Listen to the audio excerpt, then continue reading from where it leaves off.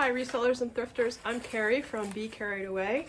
I'm a sometimes part-time, sometimes full-time reseller. I sell on eBay, Poshmark, Mercari, Facebook Marketplace, and a little bit on Depop. And I'm here doing a collab of 20 questions to get to know a reseller and that reseller's business. So I'd like to thank Jen for putting this collab together, and stay tuned.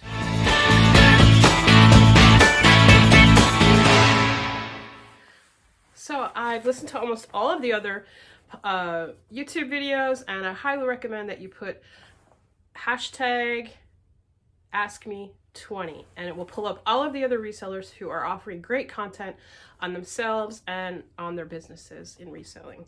So question number one, we're just going to get right into it. What is your, I have them out of order, so I am going to get into it, but how long have you been reselling? So I've been reselling a very long time, since the days of eBay being auctions even, when you would put in your price and you would just watch that price soar up.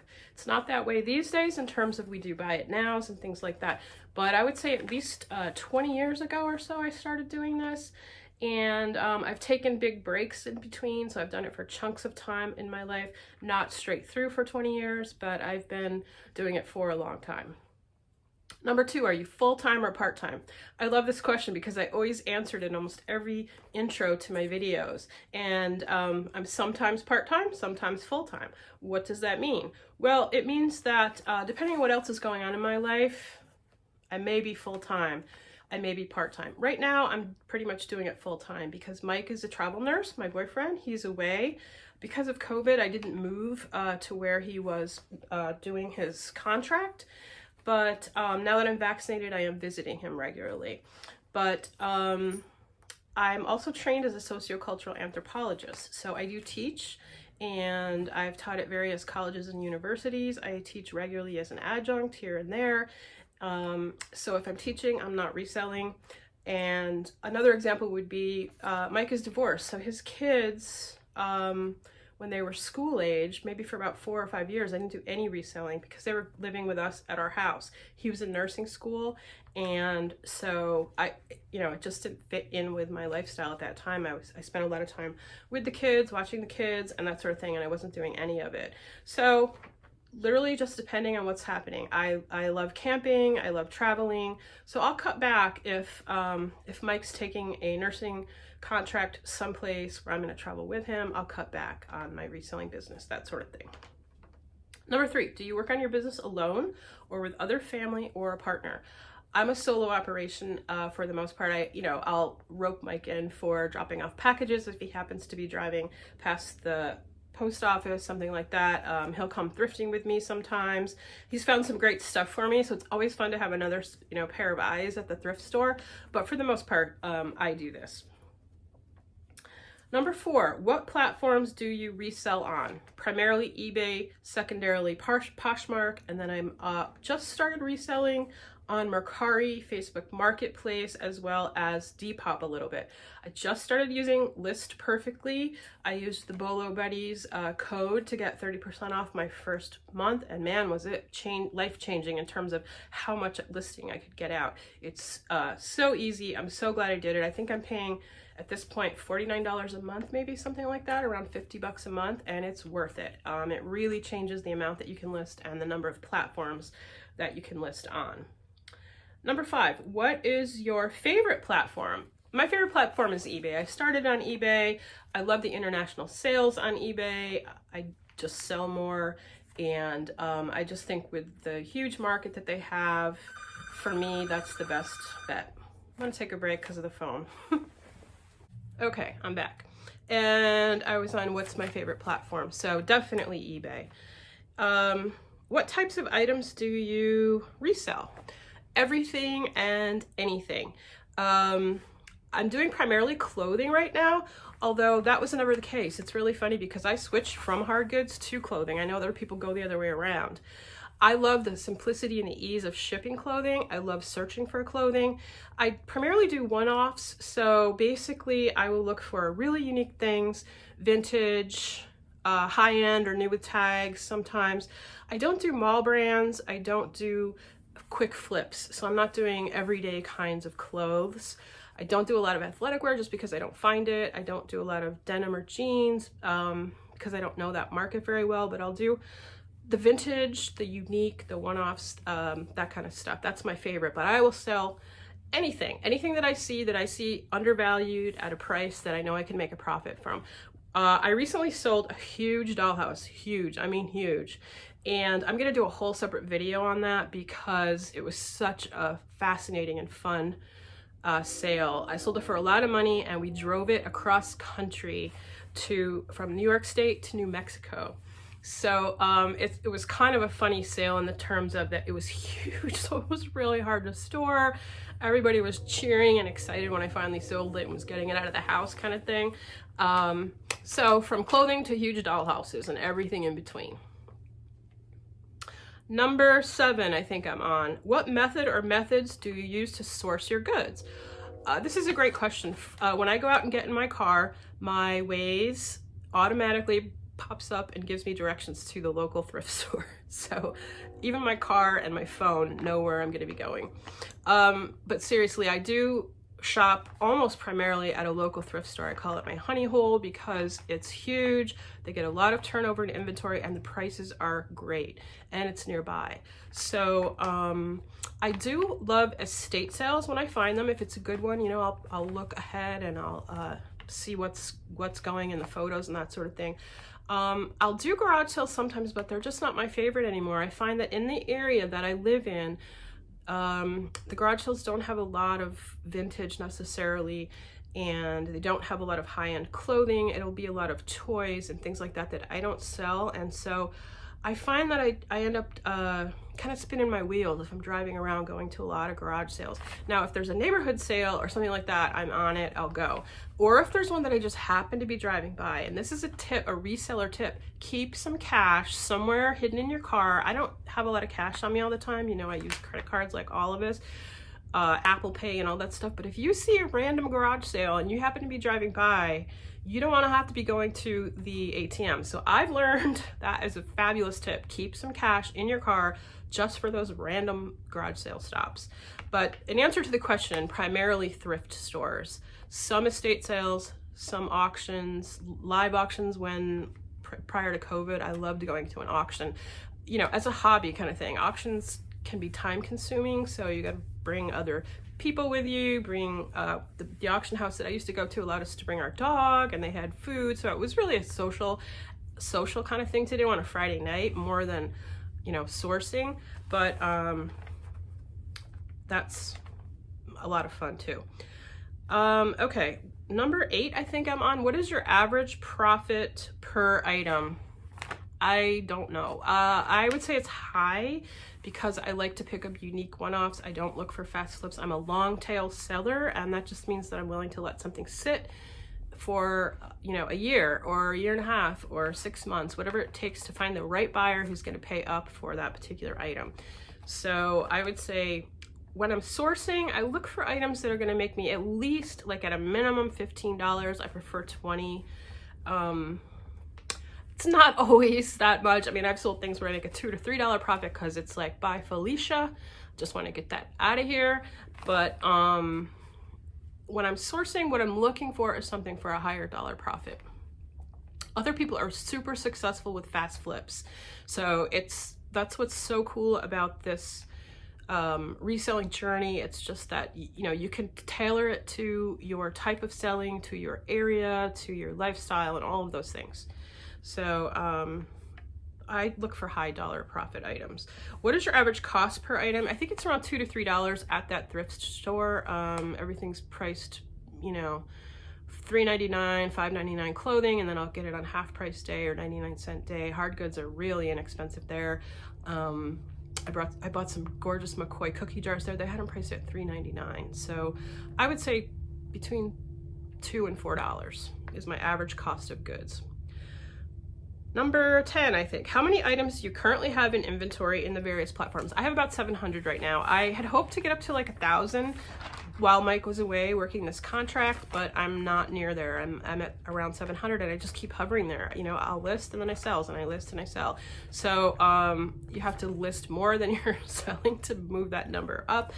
And I haven't gotten there yet, but I would like to. Number 11, what is your average daily sold per day? Maybe 3 to 6. I sell about 3 to 6 items across all platforms a day. Sometimes 2, sometimes 8, but I would say 3 to 6 would be like an average. If you sell on eBay, do you utilize promotions or promoted listings or promotions? I do. I always do promoted listings. I find that it just brings more traffic to look at those items. I generally go with what eBay suggests for the percentage. Now, I'll tweak it. So if it's something that's going to get a lot of views anyway, I'll lower it. If it's something that's, there's a lot of that item out there, I'll raise it. So I definitely do promoted listings on everything. Of course, I love it when something sells and it wasn't a promoted listing and you don't have to pay that extra fee. And promotions, I just did my first ever sale. I was watching the Nurse Flipper on eBay, Kat, who does constant, almost kind of running sales. She'll up her price and then do some running sales, or at least she's been doing that for a while. So I tried it over Easter weekend, and boy, was I surprised how many sales I had. That average sales per day over the 3-day weekend that I did it shot way up. So I was not prepared for all the shipping that I was going to be doing, that Tuesday and Wednesday after the sale. I also sold things for, 30% off what I had marketed them for, what I had priced them at. And I wasn't so sure I was happy about that. So I know it's a big problem to have, right? But I'll have to think about how I'm gonna do that if I do that again. I did 30% off everything in my and everything in my store, or the 500 items they let you, if you do a promotion like that, they'll let you do 500 of the items in your store in each promotion. So I did 500 items. I sold a lot of them. Now, what I loved about it was a great infusion of cash. So when I got those payouts, those eBay daily payouts that I got, they were a lot higher than my average daily payout. So I'll probably utilize it again. And if I'm looking for fast cash, the week before I go on vacation, I might save a couple days to do some extra shipping and do another sale. Okay, let's see, where am I? Number 13. If you are on Poshmark, do you share your closet daily? I do, but I'm using I'm using Reseller Assistant, and it's expensive. I have a sale price that's ongoing, so I can pay that sale price forever with them, but I'm paying $80 a month. I do think it's worth it. I don't have time to share 700 items. It got overwhelming. I do think sharing is important on that platform. I'm not too happy, paying 20% and then also paying an $80 a month fee, but I do make a significant number of sales over there on Poshmark, and I like the ease of shipping. So when you have a mix of, eBay items that you have to figure out the shipping yourself, and then the Poshmark ones, you just throw it in a bag and slap on the emailed tag. It's kind of nice, I have to say. It's nice to have those mixed in, when you're doing your shipping. So I do pay for a sharing service over there, and I do think that it is worth it. And I think that's the next question. If so, does it help? Yeah, I think all of those things help. Yes. How many hours do you source per week? I go every day. So like I said, my car knows where I'm going. I'm gonna walk that back. I go almost every day. I'm only 6 miles away. I do errands in that area. So if I'm, picking up a prescription, if I'm going to the grocery store, I'll swing in. Sometimes I'll stay for half an hour, but normally I'll go at least 2 days a week for a long time, like 3 hours. I'll get there at 9 on Mondays when they have their 99-cent sale, and I might stay till noon or 1 o'clock even, with a little break in there. So I'm fortunate that I can go pretty regularly. How many hours do you spend listing? Not enough, like all of us, but I list usually in the evenings. I'll sort of just relax. I'll sit on the couch, lay in bed even, and it's probably my favorite place to list. Just, maybe do 2 hours a night or something like that. So maybe 14 or 15 hours a week, something like that. I do really, this is a question that I probably would put on another reseller. I'm interested to know what other resellers do, but I do pretty detailed listings. I find it works for me because I do travel a lot and I'm away. I'm not next to my items. So if I get a question, I'm not necessarily there to run upstairs where I have everything stored and check it. So I measure everything. I write as much detail as I can in there. So that's time consuming. And I also research all my items, which I think to me is the most fun part. I love the research aspects of it. So my listing can take me a little bit longer if I go down a rabbit hole, you know, where I'm finding out something really cool about these items or this particular company that made this brand of shirt or something. I love that part. That's why this is part hobby, part business. And so my listings do take me a little bit longer. Now, there are a lot of people who don't do it. They just get those listings right out, you know, and they list a lot more than I do. And I'm sure they sell a lot more than I do. So that's something that maybe, you know, I would tweak that a little bit and to just kind of streamline my listing process a little bit more. If you listen to podcasts, who are your favorites? I don't listen to podcasts. I would like to, and I probably should, but I listen to YouTube. So if I'm listing, if I'm doing things, I'll have the YouTube on and I'll just listen to it. So I'll watch and listen. I like being able to see the items, so I prefer YouTube over and above the podcasts. I'll even have YouTube on in the car. I don't watch it, obviously, but I'll have it, you know, running through the speaker system so I can listen as I'm driving. And who are some of my favorites? I like some of the big channels. Lavender Clothesline. I like Lori's Boston Found. I love Courtney at Bolo Buddies, who's so supportive of resellers and new YouTubers and all of that. I love Rally Roots to watch them. I think I've outgrown Rally Roots. And what I mean by that is they're primarily doing large industrial lots and that kind of thing, vintage t-shirts where they really buy high-end t-shirts and sneakers. That's not really my market, although I've learned so much from them and I've made money off of them because I've gotten a lot of really cool vintage t-shirts that I've sold for quite a lot, as well as sneakers. So they're fun to watch, but I've outgrown them a little bit, and I'm going to some like newer channels as well. I love watching newer resellers and kind of the new ideas that they come up with, fresh ideas. I love the Flipping Sports guy, Paul, Boris and Natasha, and some other just smaller channels. And I think it's worth watching the big ones and it's worth watching the new ones. We all learn from each other. What is your goal or goals you'd like to accomplish by the end of 2021? I'd like to have 1,000 listings, and along with that, I'd like to have a more organized inventory system. So if you're going to list more, you really need to keep track of where all that stuff is, and you need a really well organized inventory system. So those would probably be goals of mine. Last question, final question. What do you think your business will look like in 5 years? I hope my business looks exactly like it does. I hope I have more listings, 1,000 to 1,200, maybe something like that. But I'm in eBay not just for the money, but for the fun of it. You know, it's a hobby. But also Mike and I travel a lot. We do a lot of camping in the summer. He's fortunate to be able to take time off. So we might even have the summer off this year. Or at least a portion of it. And we're going to do a lot of camping. And I'll be listing while I'm camping. I'll be working on whatever I can wherever I am. So I have a very low tech system. I have a notebook. I put my notes in there. So if I'm at a campground where I don't have electricity or the Wi-Fi is spotty or no Wi-Fi in some cases, you know, I can still list items. I might not be able to post them, but I can get the drafts up.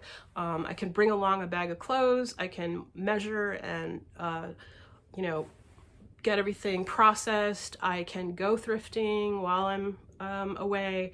So we have a very unstructured itinerant lifestyle. His kids are not in the town that we live in, so we travel a lot to go see the kids. We do a lot of, prior to COVID, we do a lot of traveling, and we are fortunate to be able to do a lot of camping. He's a veteran, and so we got some really great deals on New York State parks, and the camping fees are amazing. So we travel a lot with our dog, and I don't want to see any of that change in the next 5 years. I would like to be doing exactly the way I'm doing reselling. It's a wonderful lifestyle. It's a wonderful way to make either a full-time living or some extra cash, because you can tailor it exactly to what you want to be doing, to your own lifestyle. Whether you have small kids, whether you're traveling, whether you're retired and you just want to do it here and there part-time, there are so many ways to do it. And that's the value of watching these videos. And I just want to thank Jen again for putting together this collaboration and getting all these videos out there together. So have a great day, everybody, and happy thrifting.